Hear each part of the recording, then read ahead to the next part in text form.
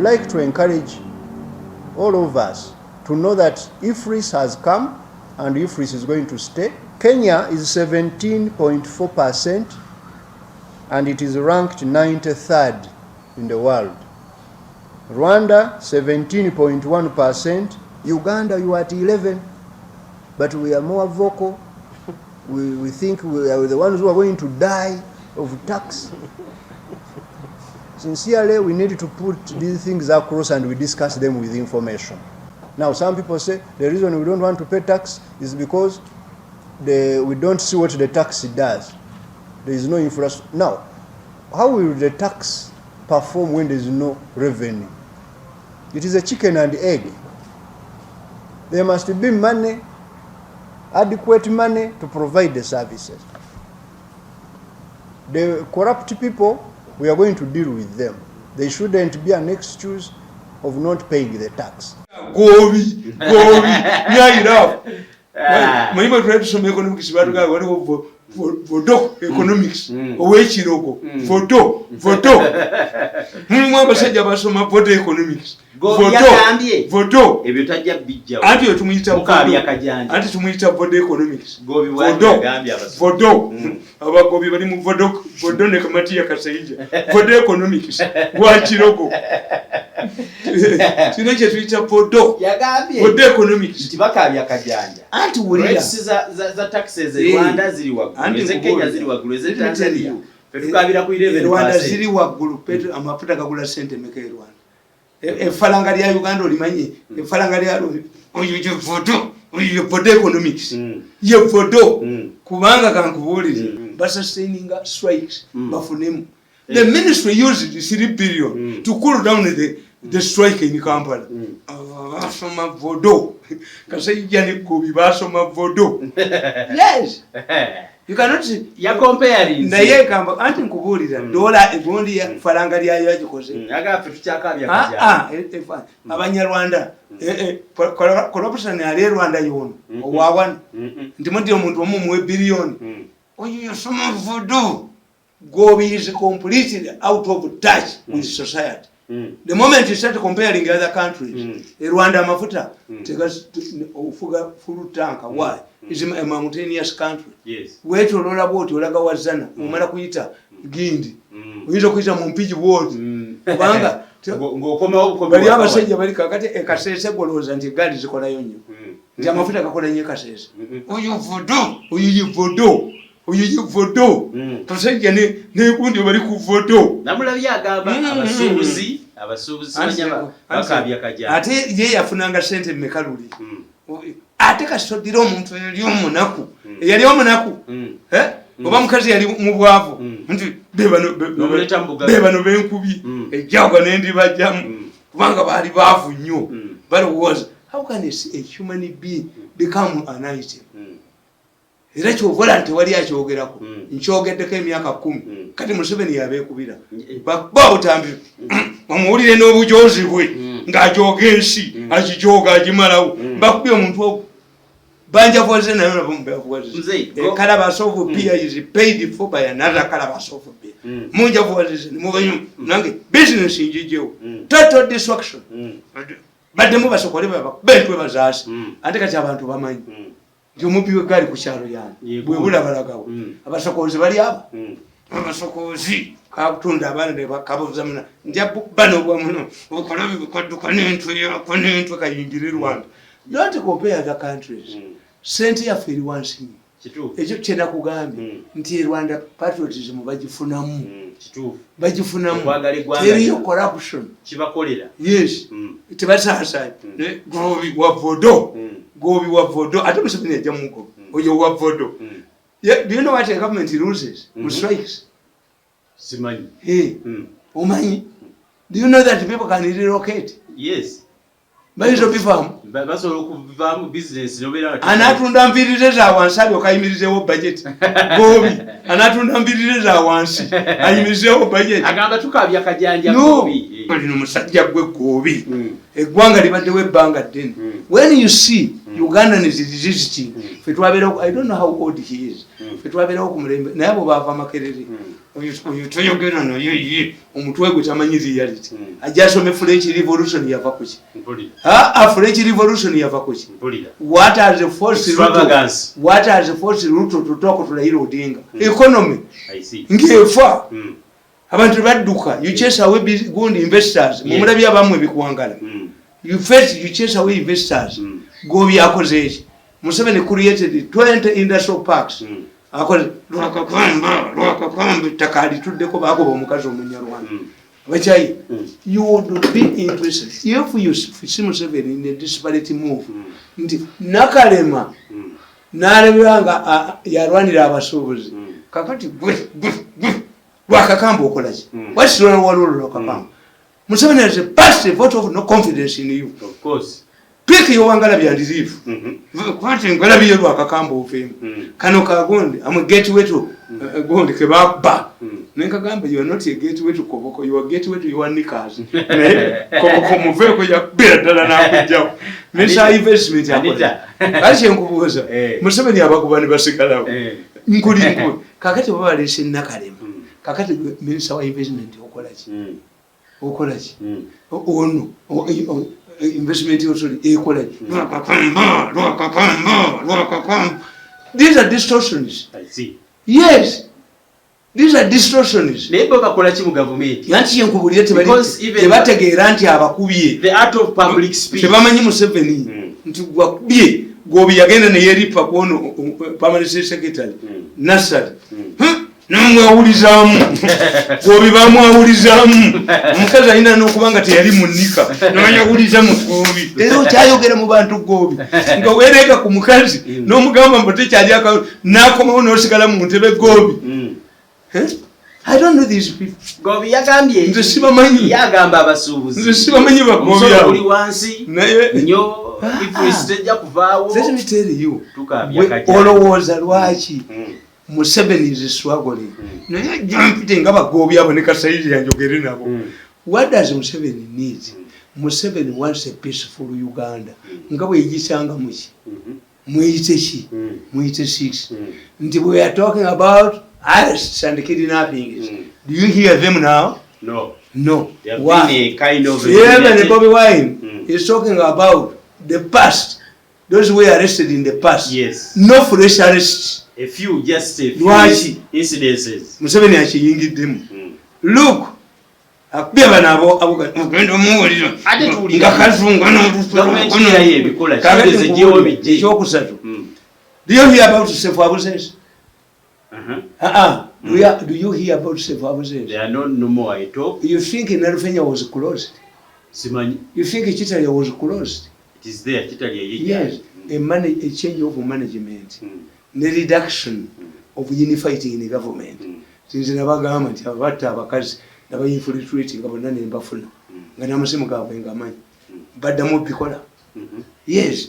Kakati if this man is putting Uganda in order addeyo munomase nga bwe yagisanga nze sikuga nti waliyo transition nze sikuga nti Museveni is working towards a transition retirement.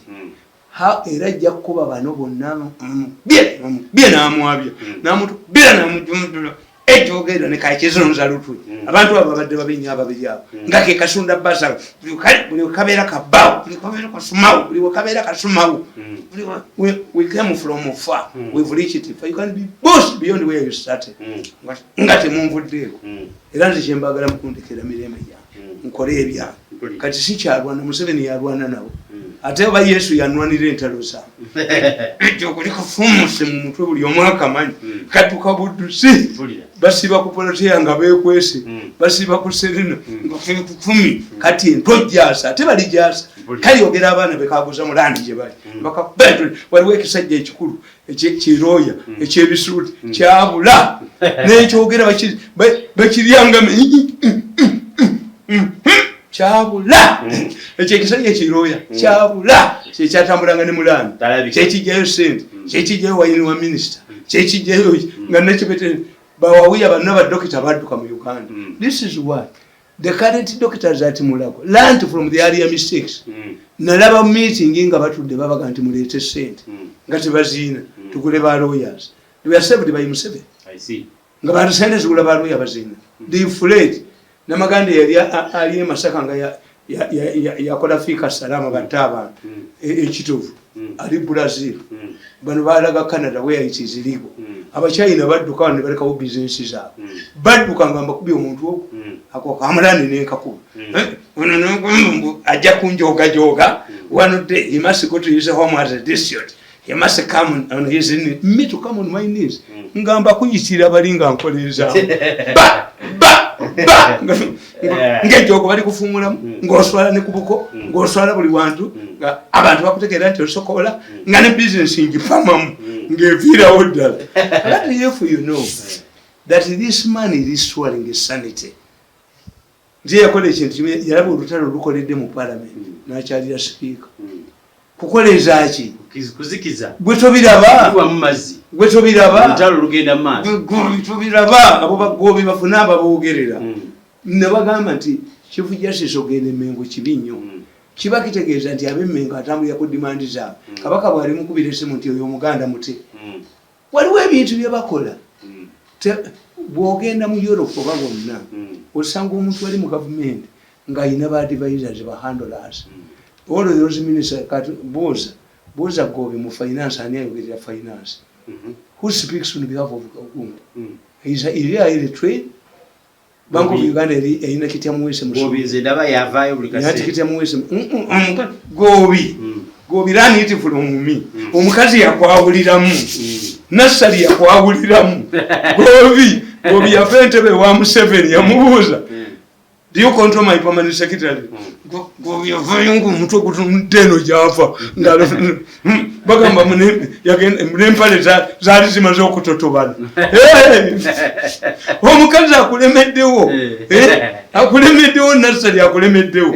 Simanyi Sali. Akube n'akugjawo. A setback is good. Move cautiously. Mu ministry omwo ya finance mwalimu Kafumbe Mukasa nga balina ekigongo nga balina ekiyonga. Kafumbe Mukasa was convincing the parliament. Mwina abantu bemuteekabwo ababoogerera. Kiggundu yagenda naga nti buli muntu alina ssente mugule Land Bank muggyeko emitwalo 3 ku akawunti yatayagala agende the Gobi arrogance. Museveni gwakukuba alina weta chief. Gobi yakoze ekiwa atawanya okumugoba.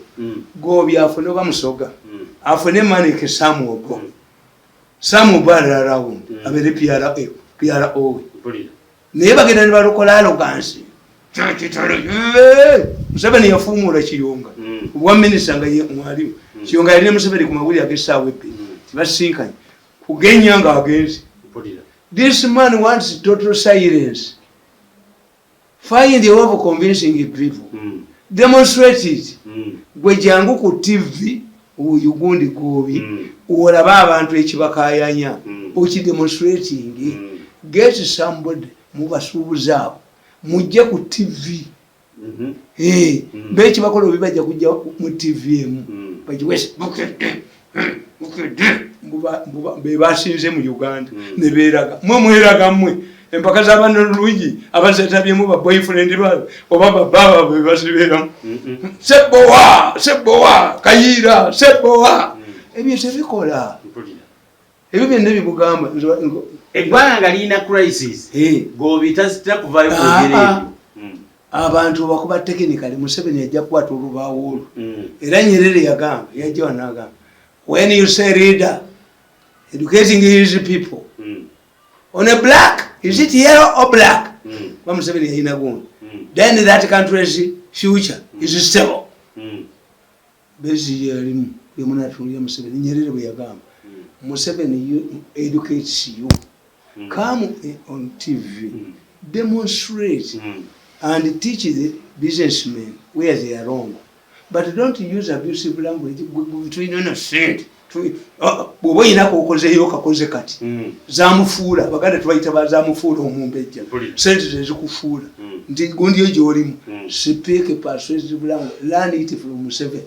Museveni does not abuse people. Don't arrogantly come and utter statements. Era Museveni bw'anaabayita naye gwobe temukkiriza gobi okulinnyayo gobi mumwambula empale abasuubuzi baba bagende wa Museveni gobi bamwambula empale ate gw'omaze okulaga gy'oli. When there is a crisis, omwana tumukwata tutya, omwana akaaba bamuwa ebbeere tuloto etumuluma bamunaazi until it reaches a conclusion nti oyo ye mukaabi oyo omwana ye mukaabi akaabire n'ebitakola ki but Ugandan trade businessmen are provoked. I see. Yes, they are provoked. First of all, many of them are illiterate. Tebabyoyogera tebabitegeera kusoma byo tebabimanyi bamanyi busubuzi bwabwe nti bw'otunulira mukazi nga gundi ate bali abasolooza bo ekibiina kyabwe tekibayamba kakati ogwo omusango gwa Nabukeera gugenda kuleetya abasuubuzi ebizibu anti omwana yagenda mu kkooti Nabukeera bamupolobooke naggala akaduuka k'omwana n'amuwabira mu kkooti kakati omwana bonna bakimanyi ndowooza Hamu yatabikola.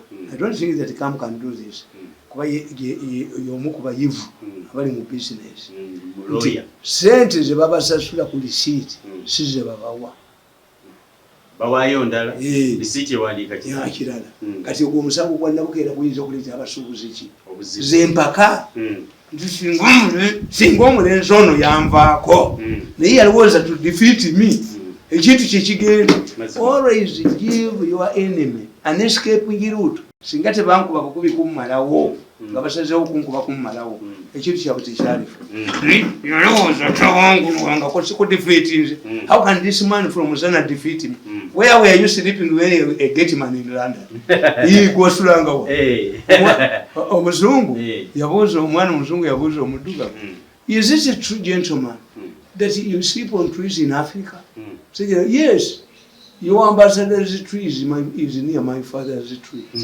You would know from your ambassador. The argument was not where I sleep. The argument was that you are running an illegal business involving killing people and selling the organs. Yes, it has never happened in history. Even our traditional kings of 7 sizes did not kill people for export, except the cannibals. Even Idi Amin, who had excellent relations with the Arabs, never took Ugandans as slaves to these countries. Yes. I mean, you call him a cannibal, everything, has never killed the people for export. But under your government, 4,500 girls were killed in India alone. And we are forced to sleep with drugged men, 10 drugged men a day. Can Museveni listen to this? Kabak Mariwood. Kabaka twako bakasi. Abakubaka lenzigwe. Lwaki tosokola bya kajiji. Lwaki osokola bya bana. Lwaki tosokola bya mukazi we. Lwaki tosokola bya bana. Lwaki ogumiikira mu ddwaliro. Mu ddwaliro gy'olindira. Nti abantu badduke mu malwaliro. Bawulire. Bukuba obutambi. Nga bagenze emulago bavudde ne bye baayogera. Ejjogo lyonna ndi bakubera eddala ndibajjemu. Nebo Nalweso ne Nakalema n'abasonyi. Why? Tebategeera. Olowooza Nalweso ayinza okukkiriza abaana babattira ebweru. Yali kyemanyi bano kye bazannya. Ye alowooza batwala ssente. Ate obutamanya bukugisaako. Oyo musonyiwa. Ani gwe batazanye. How long has taken Museveni to realize this? Nti alina obbakuba n'emulaga akijjeyo. A long time. Era tabakuba lwa organs myayino abagoba kubajjako ssente. Museveni yenna nnyini ssente nga Ssematimba bwe yayogera without money omujozi tajja kujooga bantu without money omujozi ono taliddamu kujooga bantu without money nga talina organ akasajja kano kajja kuwumuza olutwe lwako andi kakati abantu bakafata waddeyo gwe omukolero muddeyo nti accident ziri abantu bafiire mu ddwaliro kuba kati abasawo bemulako bakigaanye all the doctors baganye. Why? Ekyatuuka ku bannaabwe kati munaasokoolerawo kasajja gwono osokoolerawo sokoola bakubete nti ebyuma bikamunitinga essaawa 4 kasokoolere wantu wonna bakakuba entwe bajaasi. Kati kifudde bizinesi efudde bandeke enkola ebintu byabwe. Yes, kuba balowooza badde balowooza bwenfa bwenkola ki paka lwemukubye ne mujjawo Museveni yakingidde mwakiwezi abantu bali alaati damusokole muswaziza famire zammwe mweswaziza omusajja amubuuza mu katambi omwo nti naye gwe toswala okubeera ku social media everyday gwe toswaza famire yo why don't you change your character isn't mirundi gwe oswala mirundi tayina mbunange bacompensating emirundi byenyenonene who started the war you underestimated my resolve to fight you have impoverished me you have taken all my money you have imposed nkokubye nenkujjawo ddamu nnumbe nze mpaga nkyawaga nnumbe kayinza okujjawo pulagulamu nemu paka kuba entwe ne bajasa talina okudduka butusaba ne bakuba endulu pampa nekale bakayingira emotoka yako nekadduka ebyo biwedde naye nze njagala kubuuza lwaki gundi lwaki president alonda gavana naye alogansi yaabwe yali bwezi bonna baavaayo nze njagala bwakafana nabagaa nti this man came to deputize a Sinairo man yakuuma nti balina obujozi mu mitwe yona yakuuma nti mumugoba agende nange kyenabagamba mbonteekako omulala waggulu bane mujja omuzeewo bane gyoguli yatwala 5 billion yakafulumya mmeka naku ezo batuuza bagondi ne babiddamu buto nga bannaabwe babatezi mirundi is going to give to be kati ate bwemba ba butambi toyina katambi kontutteko bye n'obutambi obupya toyina political career toyina political crowd toyina status obi babiswaliddemu nze bamunyabuyiriza abaana bange tebasome tebakoze eki naye mbalekedde Katonda abaana abo bali nsasula oba abaana baabwe ejjaga nga lebagweredde ddala mumutu omu eri erimujoza abantu najoga buli muntu namufuula embwayi. If it is a decision of Museveni to take to appoint a governor, yes, he will take the time. Museveni takes his time. Yes, he wanted the reshuffle, he made the reshuffle. He wanted him to change the military, he's changing the military. These changes, I know they are continuous. Why? He wants a peaceful handover. Nadia Mutabani are demonstrating nti ayina obuwagizi n'amuzaawa mu magye kakati kuba tulowooza nti amuyamba ffe tuba tutulowooza nti ono atuwonyeza Nuupu abaana bonna abavuka babadde baagalaki amuzizaayo mu magye ye situation yagyebalira era kye nabaga nti Museveni cannot support refuge eri muki ku mpuuga ono yennyini nokano kakizinoza lutwe be babirimu to make ourselves relevant to Muzee. Make yourselves relevant to Muzee by stopping to kill people for organs. Hey, why don't you look at this side? The organ trade is giving Uganda a bad image. Yes. Under Museveni they kill children, people and extract their organs like for sale. Gardens are for sale. But we never take a good to a ban.